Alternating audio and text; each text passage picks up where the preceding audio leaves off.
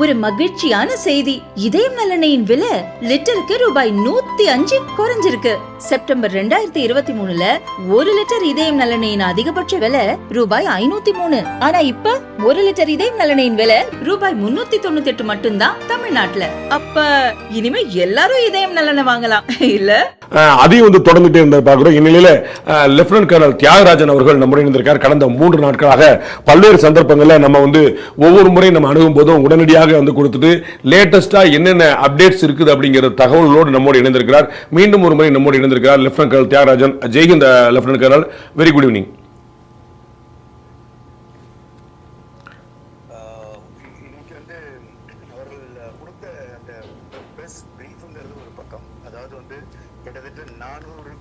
கிட்டத்தட்ட அவங்களுடைய ட்ரோன்ஸ் வந்திருக்கு அப்படின்னு சொல்றாங்க. அந்த ட்ரோன்ஸ்ல வந்து எல்லாமே வந்து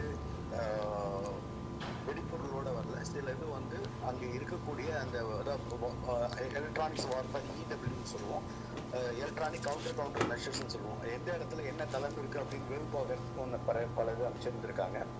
அதையும் தாண்டி உன்னிப்பாக நம்ம வந்து கவனிக்கணும். அதாவது வந்து பட்டியலா நான் வேலை செஞ்சிருக்கேன். அது ரொம்ப முக்கியமான ஒரு தளம், ராணுவத்துடைய தளம். அதை தாக்குவதற்கு ஒரு மிசைல் அமைச்சிருக்காங்க. அந்த மிசைல் வந்து ஏர்லயே வந்து அதை வந்து நம்ம நியூட்ரலைஸ் பண்ணிட்டோம். அந்த மிசைலோட அந்த சர்க்கம்ஃபரன்ஸ் நம்ம பார்த்தோன்னே அந்த சர்க்கம்ஃபரன்ஸ் வந்து பெரிய ட்ரம்மா இருக்கும், ஹெவி மிசைல். அது அந்த மிசைல் மட்டும் நம்ம நியூட்ரலைஸ் பண்ணலன்னா மிகப்பெரிய சேதத்தை ஏற்படுத்தியிருக்கோம். அதாவது என்ன இதுக்காக சொல்றேன்னா, அவங்க குவாண்டம் ஆஃப் வந்து அட்டாக் வந்து எந்த லித்தல் வெப்பன் வச்சு பண்ணிருக்காங்க அப்படின்னு வந்து கால்குலேஷன் பண்றப்ப மிகவும் அதிகமான பாதிப்பை ஏற்படுத்தக்கூடிய அந்த மிசைல்ஸ் எல்லாம் அவங்க வந்து யூஸ் பண்ணிருக்காங்க. சாதாரண சின்ன மிசைல் எல்லாம் கிடையாது. அவங்க யூஸ் பண்ணிருக்கிறது வந்து ஹெவி மிசைல் வந்து அவங்க வந்து அமைச்சிருக்காங்க பல பாகத்துக்கு அப்படின்னு அதுல தெரிய வருது. அதோடைய அந்த டிபிரிஸ் கீழே கிடக்கிறது வந்து எக்ஸாமின் அவங்க பண்றப்ப அந்த வீடியோ பாக்குறப்ப பட்டிண்டால வந்து தெரிய வருகின்றது. அதையும் தாண்டி அவர்களுக்கு நம்ம வந்து பதிலடி வந்து ரொம்ப நல்லா கொடுத்துருக்கோம் அப்படின்னு அவங்க சொன்னாங்க. அவங்க வந்து ரொம்ப பிரீஃபா சொல்லாம ரொம்ப ஷார்ட்டா சொல்லிட்டு போயிருந்தாங்க. 4 ஏர்பேஸ்ல வந்து நம்ம வந்து அவங்களுக்கு பதிலடி கொடுத்துருக்கோம். ஒரு வந்து அவங்களுடைய இந்த அட்வான்ஸ் வந்து ரடார் சிஸ்டம், அதாவது கம்பைன் வித் அந்த ஆன்டி இது மிசைல் சிஸ்டத்தை வந்து நம்ம வந்து நியூட்ரலைஸ் பண்ணிருக்கோம். அது வந்து முழுமையாக அழிச்சிருக்கோம் அப்படின்னு சொல்லிட்டு, அதாவது ஏர் டிஃபென்ஸ் சிஸ்டம்னு சாதாரணமா சொல்லுவாங்க. அது வந்து மொத்தம் வந்து 4 பாகமாக இருக்கும். ஒன்னு வந்து வெஹிக்கிள் மவுண்ட் பண்ற மிசைல்ஸ், அதுக்கப்புறம் கண்ட்ரோல் ரூம், அதுக்கப்புறம் வந்து ரேடார் அப்படின்னு சொல்லிட்டு ஹோல் கண்ட்ரோல் சிஸ்டம், அது டோட்டல் சிஸ்டம். அது அந்த சிஸ்டத்தையே முழுமையாக அழிச்சிருக்கோம் அப்படின்னு இருக்காங்க. ஒரு சிஸ்டத்தை அழிச்சா அது வந்து கிட்டத்தட்ட ஒரு $400 மில்லியன் அதோடைய காஸ்ட் அப்படின்னு நம்ம வந்து பார்க்கலாம். அவங்களுக்கு பெரிய சேதத்தை வந்து கொடுத்துட்டு இருக்கோம். நிறைய பேர்ல மனசுல வந்து ஒரு கேள்வி ஒண்ணு இருக்கும், என்னப்பா நேற்று ராத்திரி இவ்வளவு வந்து தாக்குதல் வந்திருக்கு, நம்ம வந்து ஒன்னும் அதிகமா கொடுக்கலையே அப்படின்னு சொல்லிட்டு. நம்ம வந்து அந்த போர் முறைப்படி நம்ம வந்து போயிட்டு இருக்கோம். எதுக்காக அந்த போர் முறைப்படி போயிட்டு இருக்கோம்? ஏன் நம்ம போயிட்டு இந்த ரடார் இடத்தை மட்டும் ஏன் தாக்குறோம்? ஏன் நம்ம போயிட்டு அவங்களுடைய ஒன்லி அந்த ஏர்போர்ட்டோடைய அந்த ஸ்ட்ரிப்பை மட்டும் நம்ம வந்து தாக்குறோம் அப்படின்னு அவருடைய ரெடாரை வந்து நம்ம வந்து நெல்லிஃபை பண்ணிட்டோம்னா அதுக்கப்புறம் நம்மளுடைய ஏர்கிராஃப்ட் வந்து அங்க போயிட்டு உள்ளுக்குள்ள போயிட்டு தாராளமா அடிச்சுட்டு வரலாம். அந்த ஆன்டி ஏர் மிசைல்ஸ் வந்து அவ்வளவு ஆபத்து வந்து குறைவாக இருக்கும். ஸோ அந்த அவங்களுடைய ஏர் டிஃபென்ஸ் சிஸ்டத்தை வந்து நம்ம வந்து நிலைக்குள்ளே வச்சுட்டோம்னா, அதை வந்து எஃபெக்டிவ் இல்லாம வச்சுட்டோம்னா இன்னும் நல்லா இருக்கும், பெட்டரா இருக்கும்னு விருப்பப்படுறாங்க. ஏன்னா எதிரி எப்போதும் நம்ம வந்து குறைவாக வந்து மதிப்பிடக்கூடாது. இனி வரைக்கும் அவங்களால ஏர் டிஃபென்ஸ் சிஸ்டம் ஆக்டிவா வந்து இல்லை. ஆனால் 4 அந்த நம்ம அவங்களுடைய விமான நிலையத்தை வந்து நம்ம தாக்கியிருக்கோம்னு சொல்லியிருக்கோம். ஆனா அது எப்படி தாக்கப்பட்டதா, எவ்வளவு சேதம் அப்படிங்கிற விஷயம் வந்து இன்னும் வந்து கொடுக்கல அவங்க. அது பாகிஸ்தான் தான் வந்து கொடுக்கணும் எவ்வளவு சேதம் அடைஞ்சிருக்கு அப்படின்னு சொல்லிட்டு. அதையும் தாண்டி பாக்குறப்ப அதாவது வராத விஷயங்கள் இவங்க வந்து பேசுறப்ப நம்மளுடைய டிஃபென்ஸ் வந்து கொடுத்த அந்த அறிக்கையில வராத விஷயங்கள் அப்படின்னு சொன்னா, கராச்சி அந்த ட்ரஸ்ட் போட்டு வந்து அவங்க கொடுத்திருக்கிற ஒபிஷியல் ட்வீட்ல வந்து அவங்க எங்களுடைய இது வந்து நாசம் அடைந்திருக்கின்றது, இந்தியன் நேவி வந்து அதை வந்து அட்டாக் பண்ணியிருக்காங்க அப்படின்னு கொடுத்திருக்காங்க. அது ப்ரொபகண்டாவா இல்ல அது வந்து உண்மையாவே நாசமாயிருக்கா அப்படிங்கிறது வந்து இன்னும் சில மணிகள்ல வந்து தெரிய வரும். அது பட் நம்முடைய தரப்புல இருந்து அதை உறுதிப்படுத்துற மாதிரி தெரியல. இல்ல, நம்ம தரப்புல அதை பத்தி பேசவே இல்லை. நம்ம தரப்புல வந்து பல விஷயங்கள் வந்து இன்று பேசப்படவில்லை. ஏன்னா அமைதிங்கிறது வந்து ஏதோ புயலுக்கு முன் வரக்கூடிய அமைதி மாதிரி தான் எனக்கு வந்து ஃபீல் ஆகுது. புயலுக்கு முன்னாடி அமைதின்னு சொன்னதால ஞாபகம் வருது, லாஸ்ட் 14 ஹவர்ஸா எந்த அட்டாக்கும் இல்ல, 2 சைட்லயும் ரிப்போர்ட் ஆகல. இன்னைக்கு அதிகாலையில 4 மணிக்கு ஒரு தாக்குதல் நடந்ததா நம்ம வந்து கேள்விப்பட்டோம். அது நியூட்ரலைஸ் பண்ணப்பட்டதுன்னு பார்த்தோம். இந்த தொடர் ட்ரோன் விலை கிட்டத்தட்ட 300 முதல் 400 ட்ரோன்கள் ஏவப்பட்டதா சோஃபியா குரேஷி அவர்கள் சொல்லியிருந்தாங்க கர்னல். அதுக்கப்புறம் காலையில 4 மணிக்கு பிறகு இப்ப நம்ம பேசிட்டு இருக்கும்போது 6:30 மணி 6:45 மணி இப்ப வரைக்கும் வந்து எந்த தாக்குதலும் ரிப்போர்ட் ஆகல. இது வந்து சவுதி அரேபிய அதிகாரிகள் பாகிஸ்தான்ல இருக்கிறதுனால அதனால வந்து நம்ம செல்ஃப் ரெசிடென்டா இருக்குமா, அங்களுடைய தூதரர்கள் எல்லாம் வந்திருக்காங்க. சோ அது நமக்கும் நல்ல நட்பு நாடா இருக்கிறதுனால அந்த டிஸ்டர்ப் பண்ணக்கூடாதுங்கறதுக்காக வந்திருக்கோமா, இல்லாட்டி வேற ஏதாவது பெருசா ரெண்டு பக்கம் ஓடிட்டு இருக்குதா லெஃப்டினன்ட்? இல்ல, ஒன்ஸ் வந்து பிரீச் ஆயிடுச்சு அப்படின்னு சொன்னா அந்த வெளிநாட்டுல இருக்கிறவங்க தான் அந்த இடத்த விட்டு காலி பண்ணி போகணும். எப்படி அமெரிக்கா வந்து ஒரு அவங்களுடைய அமெரிக்கர்ல இருக்க அங்க இருக்கிறவங்களுக்கு வந்து ஒரு கைட்லைன்ஸ் கொடுத்தாங்களோ, இமீடியட்டா நீங்க இந்த இடத்த விட்டு காலி பண்ணுங்கன்னு. லாகூர்ல நம்ம வந்து அட்டாக் பண்ணதுக்கு பிறகு, லாகூர்ல ஆமா ஆமா பிறகு அது மாதிரி அந்த அந்த இது வந்து அறிக்கை வந்து அவங்க கொடுக்கணும். அந்த அலர்ட் வந்து அவங்க தான் கொடுக்கணும். அதனுடைய வந்து கைட்லைன்ஸ் வந்து அவங்க தான் கொடுக்கணும். அந்த நாடு தான் கொடுக்கணும். அதுக்கு மேலே அவங்க தங்கி இருந்தாங்கன்னா அதுக்கு நம்ம வந்து பொறுப்பு கிடையாது. ஏன்னா இது வார் ஜோன்ங்கிறது வந்து ஆயிடுச்சு. அவங்க நம்மளை தாக்கிட்டாங்க. நம்மளுடைய பொதுமக்கள் இருக்கிற இடம் நம்மளுடைய ராணுவத்தை தாக்கிட்டாங்க. அது வந்து மிகப்பெரிய நம்மளுடைய கான்ஸ்டிடியூஷன் நம்மளுடைய நாட்டு மேல தாக்கப்பட்ட ஒரு தாக்குதல் இது. அதுக்கு பதிலடி நம்ம கொடுக்க போறோம் கன்ஃபார்ம் ஆயிடுச்சு. நம்ம வந்து ஏர் ஸ்பேஸ் வந்து நம்ம வந்து ரெஸ்ட்ரிக்ட் பண்ணிட்டோம். இந்த ஏர் ஸ்பேஸ்ல யாரும் வரக்கூடாதுன்னு சொல்லிட்டோம். அவங்களும் ரெஸ்ட்ரிக்ட் பண்ணிட்டாங்க.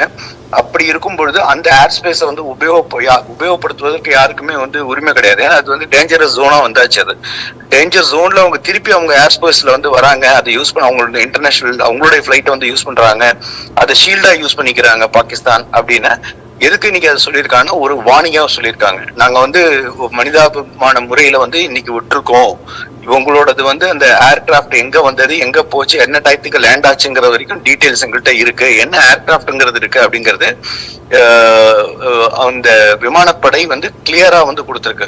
நம்மளுடைய இன்டெலிஜென்ஸ், நம்மளுடைய வந்து அக்குரேட் இன்ஃபர்மேஷன் அபவுட் அவங்களோட ஒவ்வொரு விமானம் எங்க நகர்றது, எங்க போகுது, அதோட நம்பர் என்ன, அது என்ன மேக்கு, என்ன செய்யறாங்கிற வரைக்கும் நமக்கு வந்து அந்த இன்ஃபர்மேஷன்ஸ் வந்து இருக்கு.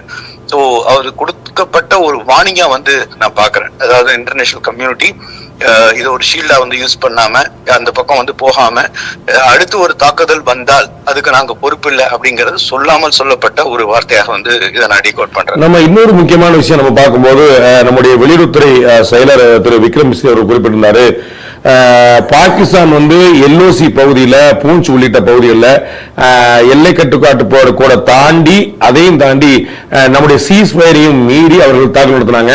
அதுல வந்து ஒரு குருத்வாரா குறி வைக்கப்பட்டிருக்கு, ஒரு தேவாலயம் குறி வைக்கப்பட்டிருக்கு, அந்த அதுலயே அது ஒட்டி இருந்த கான்வென்ட் பள்ளிக்கூடம் குறி வைக்கப்பட்டிருக்கு.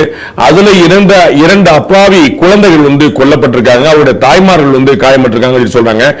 இது வந்து ஒரு இந்தியாவில் ஒரு கம்யூனல் டென்ஷனை கிரியேட் பண்றதுக்காக செய்யப்பட்ட முயற்சி சொல்லியிருக்காங்க. இது என்ன மாதிரியான ஒரு முயற்சி லெப்டினன்ட் கர்னல்?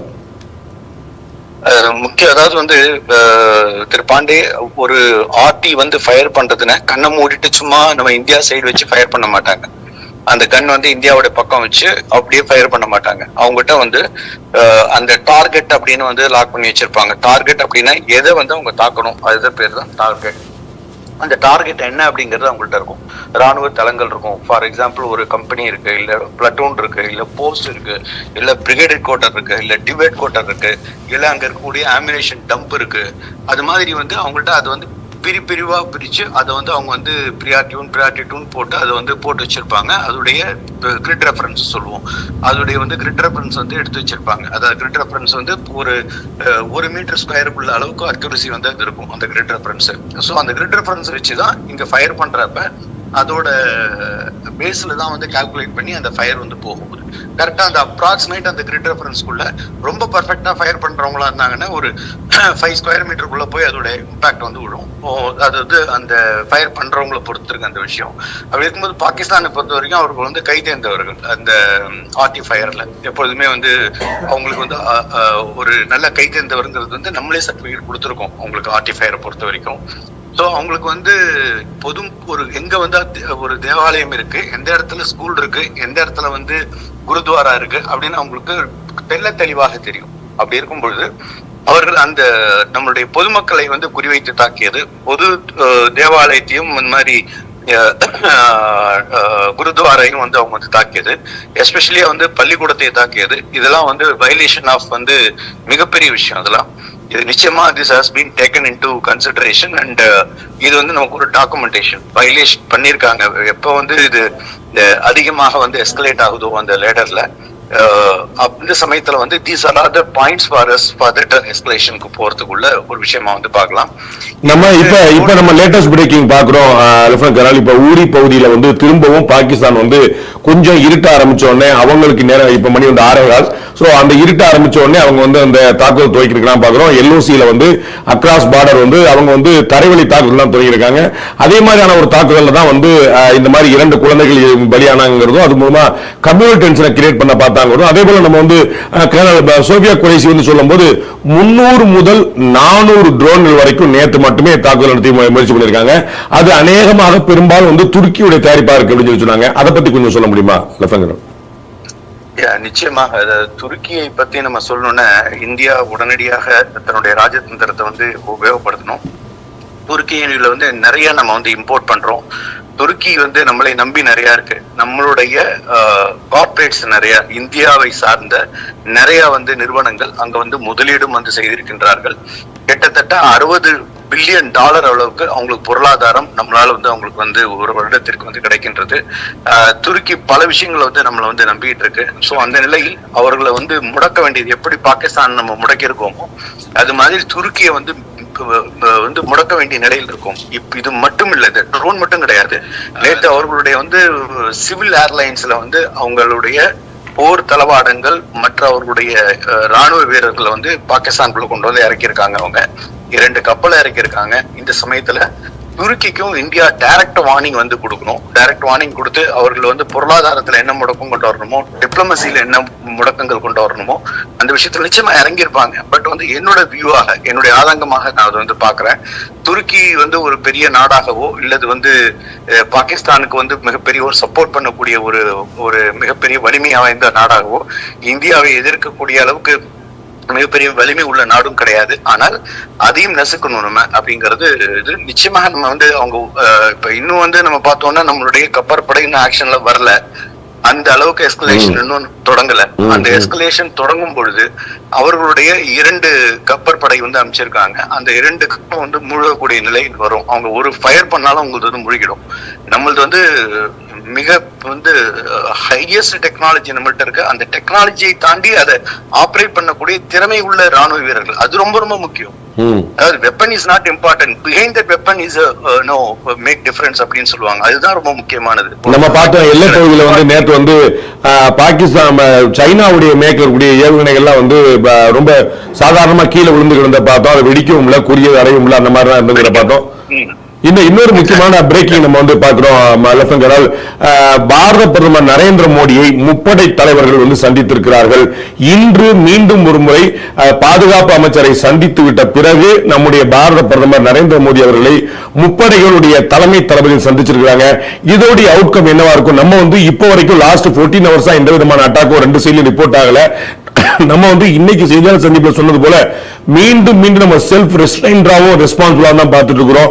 நீங்களே ஆதங்கப்படக்கூடிய வகையில நம்ம சைட்ல இருந்து ஒரு பெரிய அட்டாக் இல்ல. ஒரு செய்தியாளர் கேள்வி கூட எழுப்பினாரு, நம்ம ஏதாவது ரிட்டாலியேட் பண்ணமான்னு. உரிய பதிலடி கொடுக்கப்பட்டது அப்படிங்கிறத சொன்னாங்க. மூலமா அதன் மூலமா அவர்களுடைய தாக்குதலுக்கு பதிலடியும் தாக்குதல் முறியடிக்கப்பட நடந்திருக்கே தவிர அவர்கள் பகுதியில் நம்ம தாக்குதல் நடத்தணுமா அப்படிங்கிறதுக்கான ஒரு பதில் கிடைக்கல. இன்றைக்கு பாரத பிரதமர் நரேந்திர மோடியை இப்போது 3 முப்படை தளபதிகளும் சந்தித்ததன் மூலமா அவுட்கம் என்னவா இருக்கும், அடுத்த கட்டம் என்னவா இருக்கக்கூடிய வாய்ப்பு இருக்கு?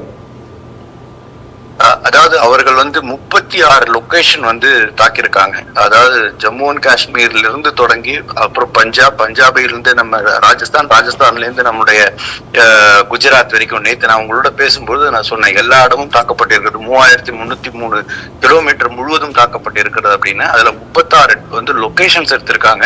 36 லொகேஷன்ஸ்ல பல டார்கெட் இருக்கும். ஒரு லொகேஷன் எடுத்தோன்னா இப்ப ரஜோரிங்கிறது ஒரு லொகேஷன் எடுத்துட்டோன்னே அந்த ரஜோரி செக்டருக்குள்ள எவ்வளவு வந்து அவர்கள் ட்ரோன்ஸ் அமைச்சாங்க, எவ்வளவு இடத்துக்கு அமைச்சாங்கன்னு பாக்குறப்ப அதோடைய குவாண்டம் ஆஃப் அட்டாக் வந்து ரொம்ப பெரிய லெவல்ல தான் வந்து நம்ம பார்க்க முடிகின்றது. 2வது நான் சொன்னபடி அந்த அமிச்ச மிசைலோட வந்து சைஸை பாக்குறப்ப, அந்த பேரல் பிளாஸ்ட் ஆனதுக்கு அப்புறம் அதோட கீழே டிபிரிஸ் கீழே விழுந்ததுக்கு அப்புறம் அதை பாக்குறப்ப அதோட குவாண்டம் ஆஃப் சைஸ் வந்து அது எவ்வளவு வெடிப்பொருளை தாங்கி வந்திருக்கும் அப்படிங்கிறது வந்து கணக்கிட முடிகின்றது. ஸோ இதற்கு வந்து தகுந்த பதிலடி வந்து நம்ம கொடுப்போம். எனக்கு வாருங்கிறது வந்து நம்ம டே டைத்துல வந்து நம்ம மேக்சிமம் வந்து பண்ண மாட்டோம். வாருங்கிறது வந்து இரவுல தான் வந்து தொடங்கும். நீங்க சொன்ன மாதிரி இப்ப இந்த நார்த்தன் செக்டர் வந்து ஜம்முல அக்ராஸ் தி லைன் ஆஃப் எல்ஓசில லைன் ஆஃப் கண்ட்ரோல்ல இப்ப வந்து அவங்களுடைய ஷெல்லிங் வந்து ஸ்டார்ட் பண்ணிட்டாங்க. ஹெவி ஷெல்லிங் ஈவினிங் 5-5:30 ஸ்டார்ட் ஆயிடும் ஷெல்லிங். நைட்லாம் கண்டினியூஸ் ஷெல்லிங் நடக்கும், ஒரு மோட்டர் நடக்கும், ஹெவி ஃபயரிங் நடக்கும், ஸ்னைப்பர் வந்து ஃபயர் பண்றாங்க, பொதுமக்கள் மீது ஸ்னைப்பர் ஃபயர் பண்றாங்க. அதான் பின்வருத்தம். ஸ்னைப்பர் குறிவைத்து தாக்கக்கூடியது. ஸ்னைப்பர் வந்து குறிவைத்து பொதுமக்கள் மீதும் அங்க இருக்கக்கூடிய வந்து கார்ல டிராவல் பண்ணிட்டு போற ஒரு அவங்க பயந்துட்டு அங்க இருந்து காலி பண்ணிட்டு அவங்க ஜம்மு போறாங்க. அந்த ஜம்மு போற அந்த வண்டி அந்த காரை வந்து தாக்கி அதுல இருந்து ஒரு பெண்மணியை வந்து கொல்றாங்க. இதெல்லாம் வந்து மனிதாபிமானமற்ற ஒரு செயல். இது எல்லாமே நோட் பண்ணிருக்காங்க. எல்லா சின்ன சின்ன விஷயமும் வந்து அரசாங்கத்தால் நோட் பண்ணப்பட்டிருக்கு. அதுக்கு தகுந்த அடி வந்து நம்ம நிச்சயமான அந்த ஸ்கேல்ல வந்து நம்ம கொடுப்போம். ஏன்னா we are ரெஸ்பான்சிபிள் ஒரு நாடு. எடுத்த உடனே ஒரு பெரிய அடி நம்ம கொடுக்க முடியாது. அவங்களுடைய ரியாக்ஷனை வச்சு அந்த எஸ்கலேஷன் லேடர் வந்து அவங்க கிராஸ் பண்ண அவர்களோடு பயணித்து அவர்களை வந்து அவங்களுக்கு தகுந்த அடியை நம்ம வந்து கொடுப்போம். நம்ம பாகிஸ்தான் மாதிரி நம்ம செஞ்சதையே பெருமையா சொல்ல மாட்டோம். இல்லாத விஷயத்தையே வந்து பெருமையா அவன் சொல்லுவான், நான் 5 ஏர்கிராப்ட் நான் இறக்கிட்டேன் அப்படின்னு சொல்லிட்டு. அதை விட ரொம்ப பெரிய விஷயம், நம்ம பாகிஸ்தானை கூட நம்ம வந்து ஹேண்டில் பண்ணிட்டு போயிடலாம் லெப்ட் ஹேண்ட்ல. ஆனால் இங்க இந்தியாவில் இருக்கின்ற பிரிவினைவாத கும்பல் இருக்கு, அதை வந்து ஹேண்டில் பண்றதுதான் வந்து மிகப்பெரிய ஒரு விஷயமா வந்து பார்க்கப்படுகின்றது. பாகிஸ்தான் என்ன பேசுகின்றார்களோ அதே அந்த ட்ரூ ரிப்ளிகா வந்து இங்க பேசுறாங்க. அதுதான் மனசு வருத்தமா இருக்கு. கேக்குறாங்க, இல்ல நம்மளோட வந்து ஏர்கிராப்ட் வந்து விமானத்தை நாங்க தகர்த்திட்டோம்னு பாகிஸ்தான் சொன்னா, ஆமா அவங்க தகர்த்திருக்காங்க, இவங்க இல்லன்னு சொல்ல மாட்டேங்கிறாங்க. மீட்டிங்ல கேட்டா அவங்க வந்து சொல்லாம கொஸ்டின் ஆன்சர் பண்ணாம கிளம்பி போறாங்க அப்படின்னு சொல்லிட்டு ஒரு கலக்கத்தையும் ஒரு ராணுவத்தின் மீது மிகப்பெரிய ஒரு களங்கத்தையும் நம்பிக்கையை சீர்குலைப்பது, இந்தியாவினுடைய அந்த தலைமையை வந்து சீர்குலைப்பது அப்படின்னு சொல்லிட்டு நாட்டுக்குள்ள இருந்துகிட்டே இது மாதிரி கலவரம் செய்வர்களையும் நிச்சயமாக. இந்த விமான தாக்குதல் பத்தி நீங்க குறிப்பிட்டீங்க லெப்டினன்ட் கர்னல். நம்ம வந்து பாக்குறோம் முப்படை தளபதிகள் வந்து பாரத் பிரதமர் சந்திச்சிருக்கிறாங்க. அப்போ வந்து நம்முடைய ராணுவ வீரர்களுக்கான சிடிஎஸ் அவருமே கூட இருந்திருக்கிறார் பாக்குறோம். சீஃப் ஆஃப் டிஃபென்ஸ் ஸ்டாஃப் அவர் இருந்திருக்கிறார் பாக்குறோம். அதே போல என்எஸ்ஏ அஜித் தோவல் அவர்களும் அங்க இருந்திருக்காரு பாக்குறோம். எல்லா விதமான நம்முடைய பாதுகாப்பு அண்ட் ராணுவ முப்படைகளினுடைய முக்கியமான பிரமுகர்கள் வந்திருக்காங்க. கிட்டத்தட்ட 5 பேரும் ராணுவத்துறை செயலர் உட்பட அத்தனையுமே இருந்து அவங்க வந்து இந்த மீட்டிங் நடத்திருக்காங்க. பாரத நரேந்திர மோடி பார்க்கிறோம். இன்னைக்கு வந்து இன்னொரு முக்கியமான விஷயம் இந்த செய்தியாளர் சந்திப்புல வெளியாச்சு. அவங்க வந்து பாகிஸ்தான்ல சிவில் விமான போக்குவரத்தை தடை செய்யாமல் சில விமானங்களை அனுமதித்து அதன் மூலமாக நாம ஏதாவது தாக்குதல் நடத்தும் போது அது தவறுதலா பாஞ்சு அது சிவில் விமானங்கள் மேல விடுஞ்சா எங்களுடைய அப்பாவி பொதுமக்களை கொண்டுட்டாங்கன்னு சொல்றதுக்கான முயற்சி நடந்திருக்குதா? அது எதற்காக வந்து இப்ப ராணுவ தாக்குதல் நடந்துட்டு இருக்கு 2 பக்கமும். அப்ப வந்து கட்டாயமா சாமானிய மக்கள் விமான போக்குவரத்தை தவிர்க்கதான் விரும்புவாங்க. இந்தியா ஒரு பெரிய நாடு. நம்ம வந்து இந்த வடகிழக்கு இந்த பக்கம் தெற்க மேற்கு இந்த பகுதியெல்லாம் வந்து விமான போக்குவரத்து தொடங்கிட்டு இருக்கு. ஆனால் என்ன தைரியத்துல பாகிஸ்தான் வந்து சிவில் விமான போக்குவரத்தை அனுமதித்துக் கொண்டிருக்கிறது? அதனுடைய சதித்திட்டம் என்ன லெப்டினன்ட் கர்னல்?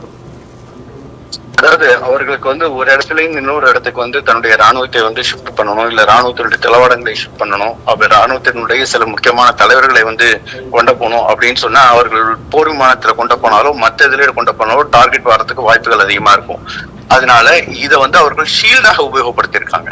இந்த சிவில் விமானத்தை வெளிநாட்டு விமானத்தை வச்சு அவங்க ஷீல்டா வந்து உபயோகப்படுத்திருக்காங்க. போருக்கு வெளிநாடு விமானங்கள் வந்து ஷீல்டா வந்து உபயோகப்படுத்தப்பட்டிருக்காங்க. நீங்க டர்க்கியை பாத்தீங்கன்னா டர்க்கி வந்து அவங்களுடைய போர் விமானத்தை வந்து அவங்க அனுப்பிச்சு விடல. IL-76 இப்ப நம்மள்ட்ட இருக்கிற வந்து பெரிய விமானங்கள் வந்து மாதிரி இருக்கக்கூடிய டிரான்ஸ்போர்ட் விமானத்தை அவங்க அனுப்பல. இருக்கக்கூடிய சிவில் விமானத்தை அனுப்பிச்சிருக்காங்க. சிவில் விமானத்தை அனுப்பும் போது அதுல வந்து யார் இருக்காங்கன்னு நமக்கு தெரியாது. நம்ம டைரக்டா ஷூட் டவுன் பண்ணி நம்ம இறக்க மாட்டோம்.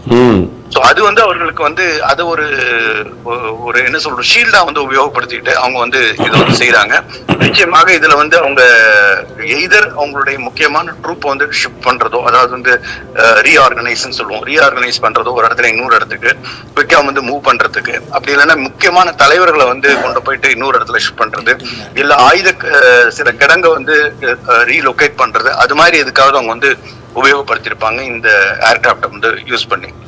ஒரு இறுதியான கேள்வி இந்த கான்வர்சேஷன்ல நம்ம வந்து மத்திய அரசு வந்து ஒரு கெசட் நோட்டிபிகேஷன் கொடுத்து ஒரு பிரஸ் ரிலீஸும் கொடுத்திருந்ததை பார்த்தோம் நம்ம.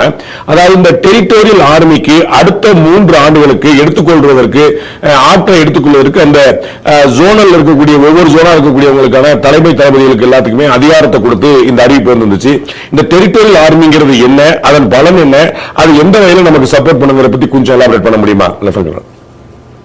அதாவது வந்து இதோடைய இந்த இந்தோ பாகிஸ்தான் வாரனுடைய அந்த அதை வந்து கருத்தில் கொண்டு சீஃப் ஆஃப் ஆர்மி ஸ்டாஃப் வந்து mobilise territorial army for essential duties அப்படின்னு வந்து கொண்டு வந்தாங்க. எசென்சியல் டியூட்டிஸ்ல சப்போர்ட் அண்ட் சப்ளிமெண்ட்ஸ் அப்படின்னு வந்து சொல்லுவோம். அதாவது வந்து ஒரு போருக்காக பல விஷயங்கள் இருக்கும். அது முன்னாடி போய் வந்து போரிடக்கூடிய ஒரு ஜவானா இருக்கிறதுக்கு தேவை கிடையாது. அவர்களுக்கு பின்னாடி சப்போர்ட் கொடுக்கறதுக்கு நிறைய விஷயங்கள் இருக்கு, சப்ளை செயின் இருக்கு, அவங்களுக்கு சப்போர்ட் பண்றதுக்கு, அது மாதிரி பல அவங்களுக்கு வந்து அட்மினிஸ்ட்ரேட்டிவ் வந்து ஆடம் டியூட்டிஸ் இருக்கு, ரோடு வந்து சேஃப் செக்யூர் பண்ற டியூட்டிஸ், அது மாதிரி பல விஷயங்கள் இருக்கும்.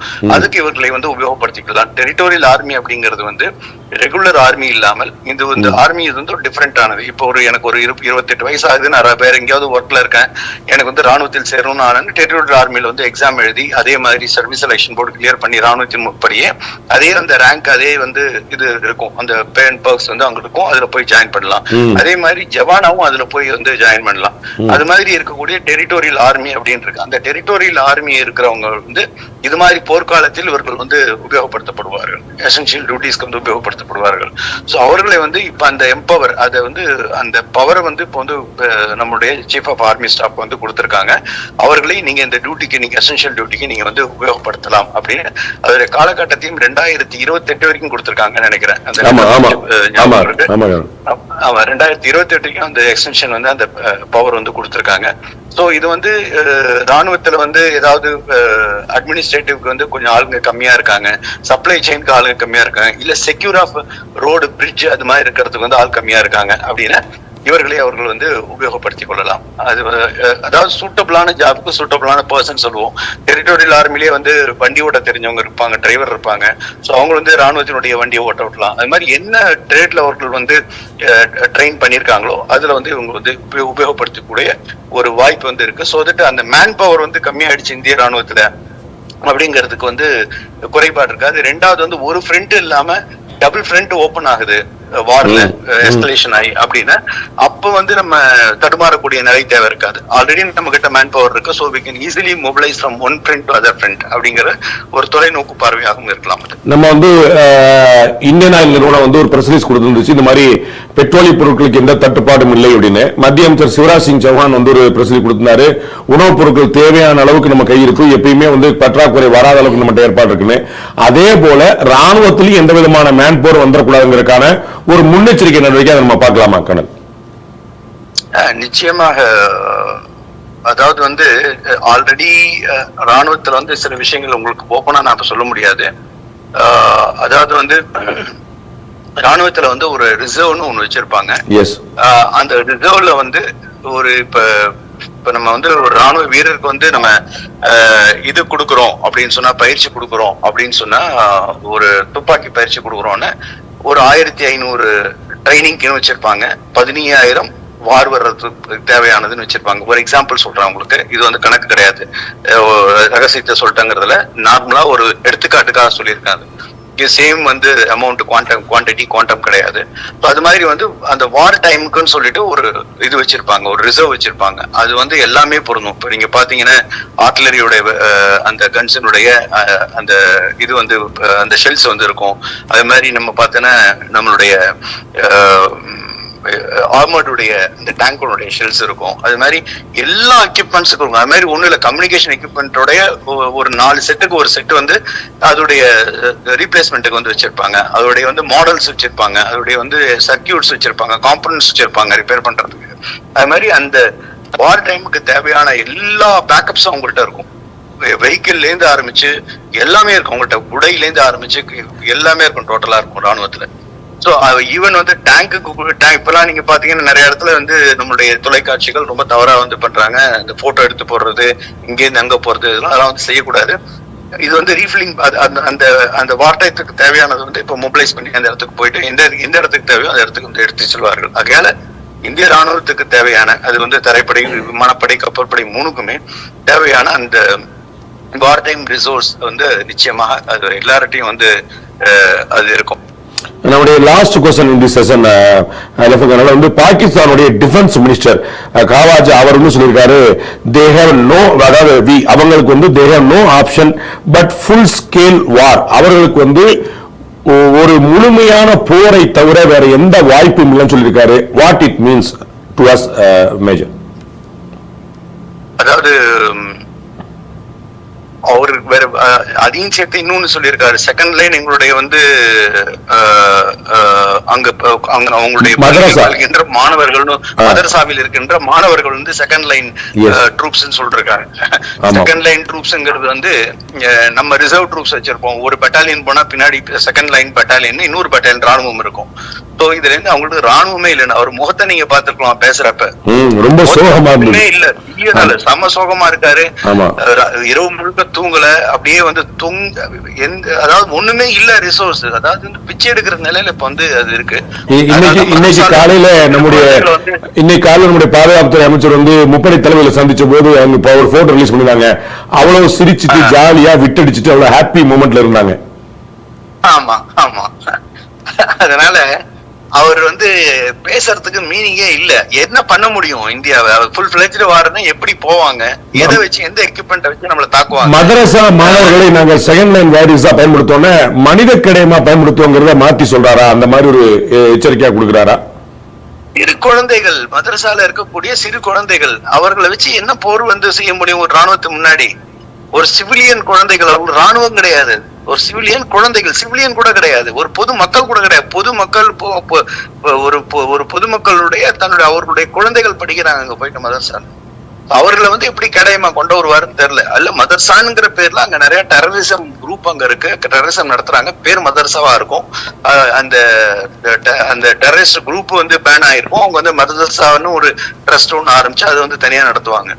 ஒரு கால் செகண்ட் லைன் மதரசான்னு அவர் சொல்றது வந்து டெரரிஸ்ட் வந்து அவர் வந்து போரிடுவதற்கு நிறைய வாய்ப்பு இருக்கு. ஆனா டெரரிஸ்டாலாம் வந்து ஒரு இந்திய ராணுவத்தை வந்து எதிர்கொள்ள முடியாது. அது டெரரிஸ்ட் வந்து ஹிட் அண்ட் ரன்ங்கிறது வேற, அதாவது வந்து முதுகில்லாமல் ஒரு சாஃப்ட் டார்கெட் அடிச்சுட்டு ஓடி போறதுங்கிறது தான் டெரரிஸ்டோட வேலை. ராணுவம் வந்து எதிர்த்து நின்று போரிட்டு வந்து கொல்வதுதான் ராணுவத்தினுடைய வேலை. ஆனா ராணுவத்தினுடைய வந்து டெரரிஸ்ட் எடுத்துக்க முடியாது. அவர்கள் வந்து எந்த நிலைக்கு போவாங்க அப்படின்னு தெரியல. உண்மையாவே ரொம்ப பரிதாபமாக இருக்குது அவங்களுடைய அங்க இருக்கக்கூடிய மக்களுடைய நிலையை நினைத்தார். ரொம்ப ரொம்ப நன்றி. பண்ற வேலைக்கு மக்கள் இது பண்றாங்க. Yes yes, you are absolutely right. ரொம்ப நன்றி லெப்டினன்ட் கர்னல். இணைப்புல வந்து உங்களுடைய கருத்துக்களை அண்ட் உங்களுடைய பாயிண்ட் ஆஃப் வியூ அண்ட் வந்து அங்க இருக்கக்கூடிய நிலைமையை ரொம்ப தெளிவா விளக்குனீங்க. Thank you very much. ஜெய்ஹிந்த். நன்றி நன்றி நன்றி. திரு லெப்டினன்ட் கர்னல் தியாகராஜன் அவர்கள் தங்களுடைய கருத்தை ரொம்ப விரிவாக சொன்னார்.